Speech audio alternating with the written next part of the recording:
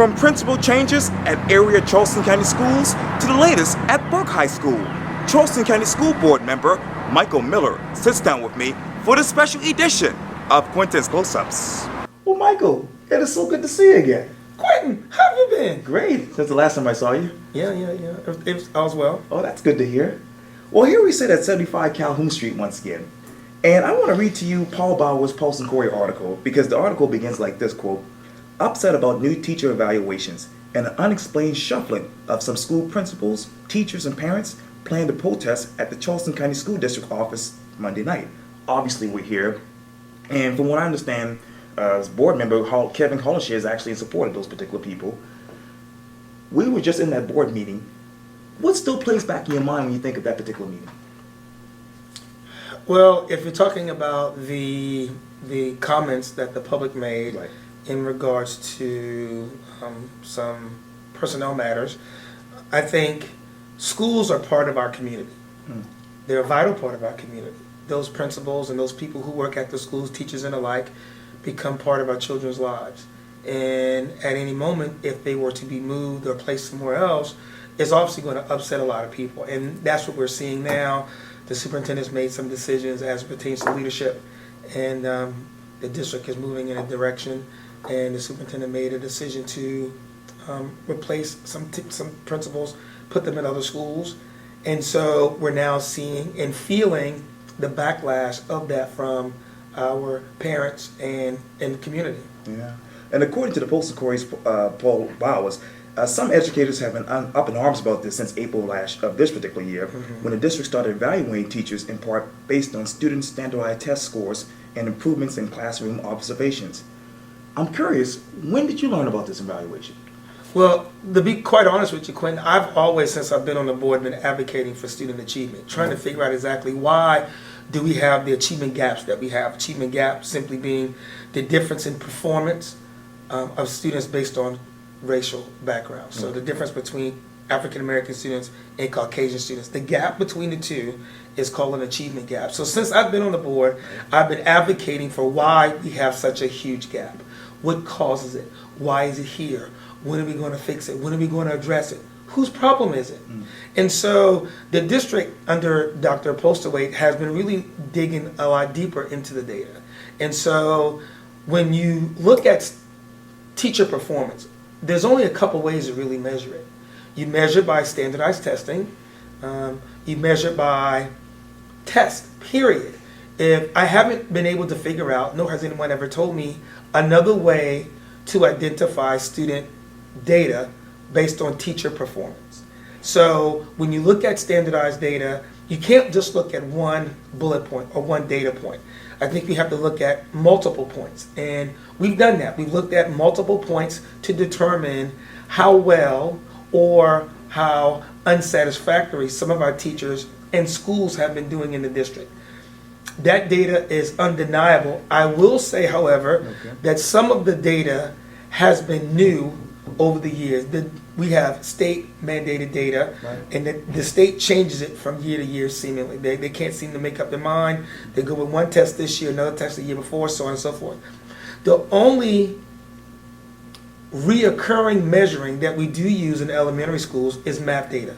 That's federally. So every year, students will take math testing. They take it in the fall, the winter, and the spring of each year. Because through that data, we can then determine if students are proficient or if students are making growth. And a lot of that data and information was used to determine teacher performance. The article went on to say this, quote, "The district has not told teachers in advance that they could be put on the professional growth plans, a possible prelude to firing based on that." Tell me, what is your definition of professional growth plans? Basically, a professional growth plan is let's say I'm a teacher and I haven't been moving my students in a way of expectation. Each teacher is charged to move students 1 year's worth of growth in a year. So if I'm a teacher and I have not been moving my students 1 year's worth of growth, the professional plan simply is my principal will come in and help me develop better strategies to educate the children in my class. Okay. And simply that's it, with extra professional development in there, with extra maybe some mentorship Okay. and things like that. And so that's what's needed, especially when we see teachers who haven't had the success that we think they need to have shown within their data. And obviously on April 28th, 51 teachers from Mount Pleasant Elementary School signed a letter expressing their concerns to the district school board and the superintendent. When you read that letter, what was going through your mind, Michael? Well, I think oftentimes we have issues that are school-based issues. Some are senior staff-based issues. Some are 75 Calhoun Street issues. Some are board issues. I believe, being a board member, that all of the issues tie into board issues. But what I don't know is I don't know if those teachers had privy to the information and the data that the board was given. Okay. And so I think it's really difficult for anyone, me included, to make a decision or have an opinion about an issue unless I have all the information. And oftentimes, even as a board member, I don't have all the information as well. So I keep digging until I get the information so I can make a sound decision on the information in front of me. And Dr. Postaway told Paul Bowers, the Post Corey, this quote, "I think you could talk to any CEO who has 86 branches to manage, and they will tell you that they need to have strong branch managers in every location, and the needs of every location may be unique. So the particular strengths of one manager may fit well at a different branch, and when you have the diverse settings that we have, you want your staff to be cross-trained, to have a lot of experience in diverse settings." I agree. I couldn't agree with her quote more. We do have a lot of schools. Not every school is different. All of the schools' needs are unique and different. The children's needs are unique and different. And so having the right skill set creates the right fit for each school. I'm not saying that one principal couldn't do a good job at multiple schools. Okay. Probably could, but they can only work at one school at a time. So the question then becomes, if Quintin's done a good job here, but his skill sets would be better served at this school, do we leave you where you are? Or do we put you in a position where you could have a bigger impact? Because it's easier to maintain what you have built than to rebuild it from scratch. Yeah. And if you're the kind of principal who's a builder, you can go into a school, change school culture, gain more community support, pull in your teachers so they feel supported and unified, and in all of that, you're raising test scores. Well, you're the kind of person we need in our schools where we don't have that. And so oftentimes being moved isn't a punishment. It's really sometimes can be looked at as a reward for what you're really capable of doing. So it just depends on if you see the glass half empty or half full. Let me turn to Burke, because obviously there's a very huge debate over Burke obviously integrating with Allegro School of Music. Where are we with that right now? Last I heard, we were told that they're still looking at some possibilities. It's been on hold, I believe, for like a year. I'm not, based on the information that I've seen, Sure. I have serious reservations about the potential Burke Allegro merger, but we'll see what recommendation the staff makes to the board, and if it's in the best interest of all students, Right. That's one thing. If it only benefits some, not all, well then I think we need to take a look at that. What are those serious reservations in your mind? Well, when the presentation was done to the board, I wasn't in the meeting, I was on the phone, but I asked a very simple question. When Allegro was talking about how they could make Burke a better school, they never expressed how. The only thing that they did mention was the fact that the Burke students would be able to take individualized music lessons. I'm not a musician, but I'm smart enough to realize you take individual music lessons when you first get started or when you work toward mastering and becoming an expert. So how would Burke students being able to take individualized music classes help Burke student achievement, help drive a reduction in the achievement gap, help increase graduation rate? It would not. So then I asked the question, how much money would Allegro stand to save if they moved into Burke? We were told that they spend $179,000 a year in rent at their current location. On Broad Street. On Broad Street. I did not ask how much money they spend a year in maintenance of that building. I'm sure they spend a lot of money in maintenance because it is an old facility. So then I started to put the dots together. And then, Quintin, there's only 133 students who attend Allegro. Only 13 or 17 of those students live downtown on the peninsula. So to me, it didn't seem as if the merger was about Burke.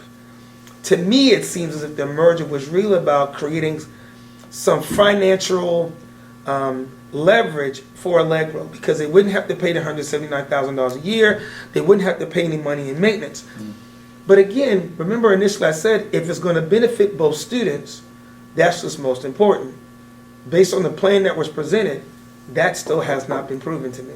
Okay, so, I mean, obviously I went to Burke High School, class 2004. Go Bulldog. Thank you, indeed, indeed. When you look at Burke High School, I guess, 10 years ago to right now, what is the biggest thing that sticks out in your mind? The biggest thing that sticks out in my mind would be declined enrollment. But that is not a function of Burke. That's not Burke's fault. To me, it's a systematic approach to gentrify the peninsula. I graduated high school in 1988. Okay. I was the volunteer soccer coach at Burke High School in 92, 93. So over the years when I was in high school, Burke was a 4A school. Now Burke is barely a 1A school. But if you look at the number of high school age children who live on the peninsula, Right. Burke, I think, has captured probably 90% of those students. The bulk of the children who live on the peninsula now are between the ages of newborn and 10 years old. So Burke is relatively empty, not because people are opting out of Burke. Right. It's the fact that we don't have a lot of high school age children who live downtown. So Burke is a wonderful school. It has a great facility. The numbers at Burke have also even shown that they're making progress under the leadership of Maurice Cannon. Right. They did remarkable things. And so, but Burke, unfortunately, has had a very bad negative stigma and image for a very long time. I don't know why that is. I think as a district, we need to do a better job of really rebranding Burke. Burke's a wonderful school. They have wonderful students. They have wonderful faculty and staff. But most people don't talk about that. As we sit here right now, that's my last question to you, but what letter grade would you give the Charleston County School Board right now? Grading it on what? What's the grade? Based on student achievement? F. What led you to F? We just got some data, all right? The data shows that of every elementary and middle school in our system, there's not one school where 70% of their children made 1 year's worth of growth in a year. Wow. Not one school. We're charged to educate children. Not some, not partial, all. So we're not doing our job. That means there's a lot more work that has to be done. And we could always argue about how it should be done, the manner it should be done, where do we do it, who gets impacted first, how do we spend the money? We can have those conversations too. But at the end of the day, if every child is not reading on grade level, we're not doing our job. If we're promoting children, we just had a meeting and we talked about our promotion and retention policy. If we're promoting children to the next grade and they're not reading, we are failing the children. It's not the children failing. It's not the parents failing the children.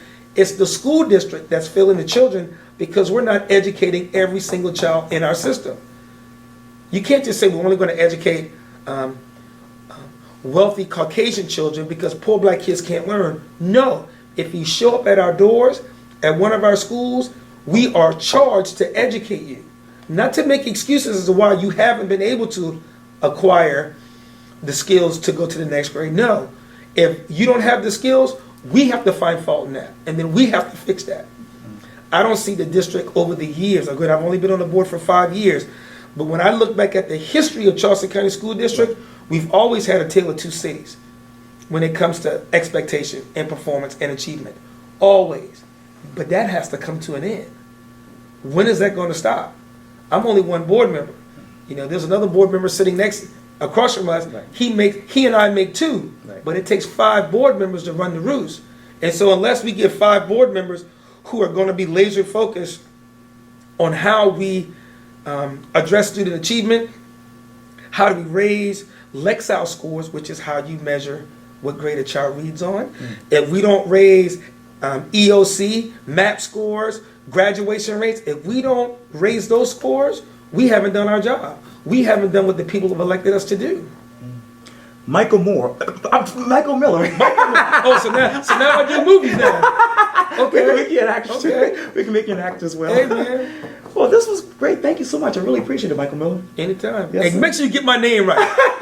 And I asked you some hard questions this time. No, man, that's the easy stuff, man. But it's good because, again, you can't get to the bottom unless you're digging. You got to dig. And there's nothing wrong with asking tough questions. Make people feel uncomfortable.